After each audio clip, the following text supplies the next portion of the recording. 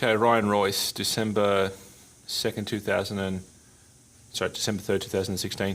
We're doing a few things here with Ryan. The swing on the right is pre-lesson. So his stance was a bit narrow. The other things that we've worked on here, you can't see it so much because his shirt's on, but we're really trying to get that belt line here to be more vertical, which is going to create a little more lumbar sway.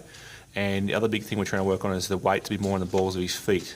The feeling in swing is the legs are really firm and not creating the movement. The movement's being created more through a feeling of the sternum turning around and getting a bit of a flatter motion with the shoulder plane because of that. So we can see here there's no movement forwards. The right plane over here, we're going to see a bit more of the motion going back with his butt sucks under and his knees kind of kink in and slide in through this motion here. That's a slide forwards. That's encouraging the club to drop down behind him and everything else corresponds.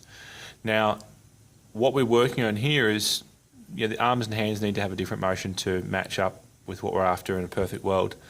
However, the pivot, the setup and the pivot, if they're out and we're going to come back and fix them at another point, it's just going to be something else that we're going to have to come back and fix the arms again and tinker along even further.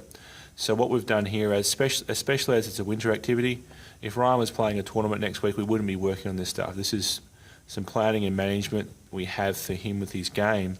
We need to perfect these pivot movements as quickly as possible, and then that'll cut us a whole bunch of time with bouncing backwards and forwards with what his arms and hands do. So after Ryan gets this down, we'll be working on his arm and hand action again to synchronise it with what's going on with his body pivot.